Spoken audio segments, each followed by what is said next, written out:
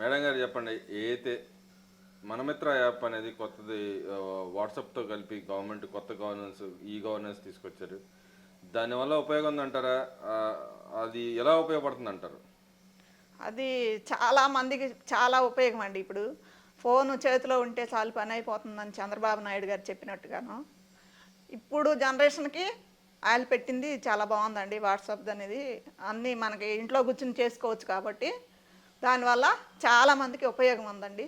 అందరు ప్రజలు కూడా చాలా మెచ్చుకుంటున్నారు లోకేష్ బాబు గారిని. అంటే దీనివల్ల ఏం ఉపయోగం ఉందంటారు? ఇప్పుడు మనం ఆఫీస్కి వెళ్ళకుండానే ఎక్కడికి వెళ్ళి అక్కడ అప్లై చేసుకోకుండా ఏం చేసుకోకుండా మన ఫోన్లోనే వచ్చేస్తున్నాయి కాబట్టి అది మాకు ఉపయోగమే కదండి. ఇంటి దగ్గర కూర్చొని చేసుకుంటాం కదా.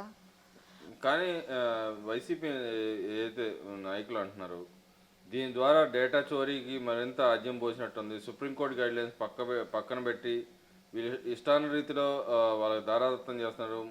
టీడీపీ ఏదైతే డేటా చోరీ కోసం ఇది పెట్టిందని చెప్పి అంటున్నారు. నిజంగానే అవకాశం ఉందంటారు అసలు?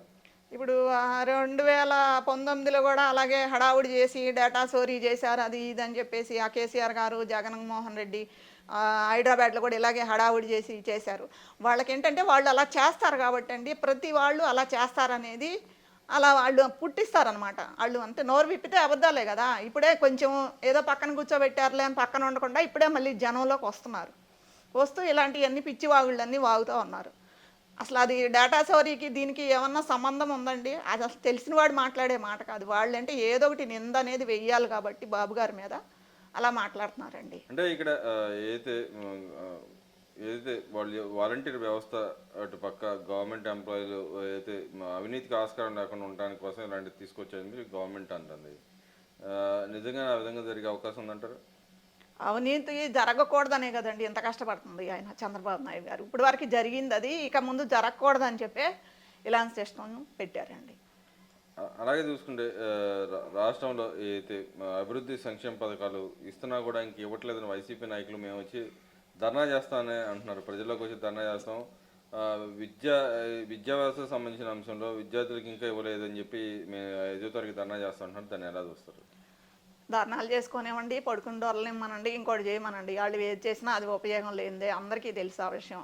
బాబు గారు ఇస్తాను అన్నయ్యన్నీ ఇస్తారండి గ్యారంటీ. కాకపోతే టైం పడతా ఉంది కొంచెం.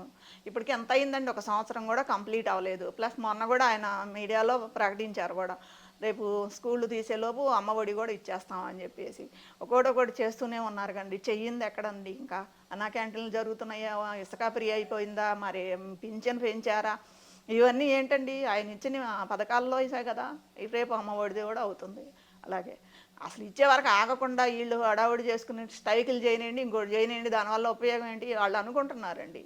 ఇప్పుడు జనాలు అడగాల మాట, మాకు ఇవ్వలేదు జనాలు ఎవరు అంటున్నారండి? ఇస్తారని వాళ్ళకి తెలుసు. కొంచెం అటు ఇటు అవుతుంది. బాబు గారు అన్నారు అంటే చేసి తీరుతారు. అంటే గతంలో చంద్రబాబు నాయుడు అంటే మోసం మోసం అంటే చంద్రబాబు నాయుడు అనే మాటలు మాట్లాడతారు. ఆయన ఇస్తాను ఇవ్వట్లేదు, ఇంత మటుకు మేము ఉంటే ఈ పాటికి ఇచ్చేసాను అనేది అటు పక్క రోజా కానీ ఇటు పక్క మిగతా నాయకులు కానీ మాట్లాడుతూ ఉన్నారు కదా. ఇక ఆ రోజా నోటికైతే అద్దు పద్దు లేదండి. దానికి ఏదొస్తే అది మాట్లాడుతుంది. వాళ్ళని మేము అసలు మనుషుల కింద కూడా లెక్కేసుకోవట్లా. ఏమండి ఇప్పటికి బాపట్లలో ఎవరో మన తెలుగుదేశం పార్టీకి ఇచ్చారట స్థలం, అది కూడా కబ్జా చేశారు లాస్ట్కి. దాన్ని కూడా 5గురికి 6గురికి రిజిస్ట్రేషన్ చేసి అమ్ముకున్నారంట.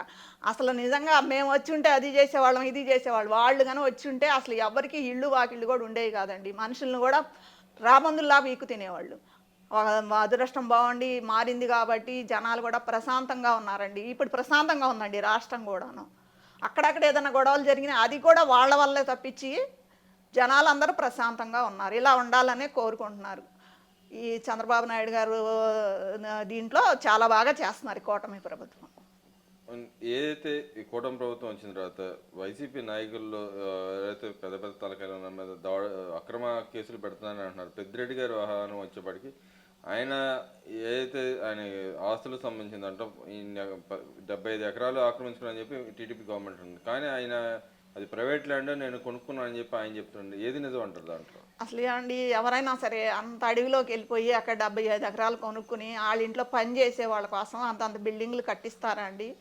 అసలు నమ్మాలి కదండి. చెప్పాలన్నా కూడా అసలు చెప్పుకుంటానికన్నా సిగ్గు అనేది ఉండాలి. కానీ అంత పెద్ద వయసు వచ్చిన ఆయన అసలు ఆయన చేశాడని అందరికీ తెలుసు. ఇవన్నీ వస్తూనే ఉన్నాయి. ఒకటి అప్పుడు ఏవో ఫైల్స్ తగలబెట్టారు కదండి. అప్పుడు కూడా ఇట్లాంటివన్నీ బయటికి రాకుండా ఉండటం కోసమే చేశాడు ఆయన. అప్పుడు కూడా మదనపల్లిలో ఎక్కడో జరిగినాయి అవి.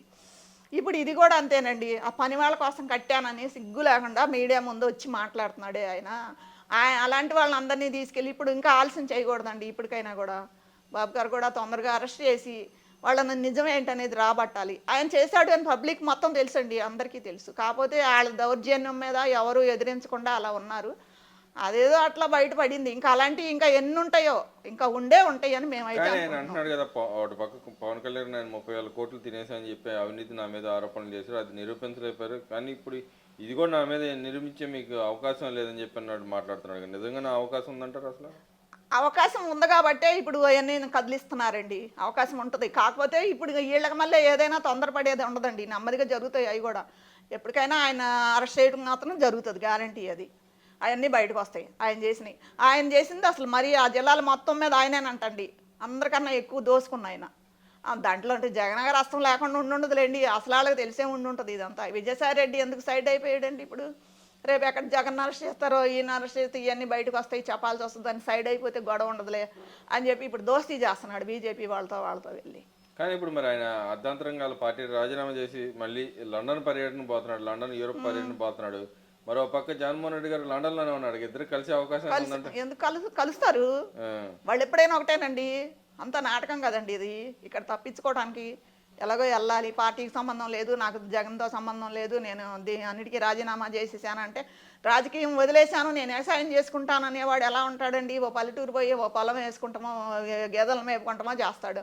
అంతే తప్పించి లండన్ పోతున్నాను, లేదంటే షర్మిల దగ్గరికి పోతున్నాను, లేదంటే మోడీ గారి దగ్గరికి పోతున్నాను అంటే అది రాజకీయం అనే అంటారు, కానీ వ్యవసాయం చేయటం అని అనరు కదండి. పిచ్చివాళ్ళు ఎవరండి నమ్మేది? జనాలు పిచ్చివాళ్ళలా కనపడుతున్నారు ఇలాంటి వాళ్ళకి. అంటే ఇప్పుడు చెల్లెలతో రాయబారం కోసం ప్రయత్నం చేస్తున్నాడంటారా? ఏదో రాజకీయం ఏంటనేది అది బయటికి రావాలి కదండి. ఏదో రాజకీయం అనేది జరుగుతుంది. ఒక గూడు పుటాని వాళ్ళు కలిశారు అంటే ఏదో గూడు పుటాని జరుగుతుంది. అంటే ఇక్కడ లండన్ పోయాడు, కోర్టును రమ్మనమంటుంది. ఆయన కనుక ఒకవేళ అక్కడ ఇరుకుపోతే రేపొద్దున నేను పార్టీ నుంచి రాజీనామా చేసే కాబట్టి నేను షర్మిలతో మళ్ళీ చిట్టపట్టాలేసుకుని తిరగడానికి అవకాశం ఉందంటారా బీజేపీ కలిపి? వాళ్ళనైతే మనం చెప్పలేము, నమ్మలేమండి. వాళ్ళు ఎప్పుడు ఎట్లా కావాలంటే అట్లా మారే మనుషులండి వాళ్ళు. జంతువులన్నా కొంచెం నిజాయితీగా ఉంటాయేమో అని వాళ్ళకి నిజాయితీ లేదు. వాళ్ళు చెప్పే మాటల్లోనూ లేదు, వాళ్ళు ప్రవర్తించే ప్రవర్తనలోనూ ఉండదు.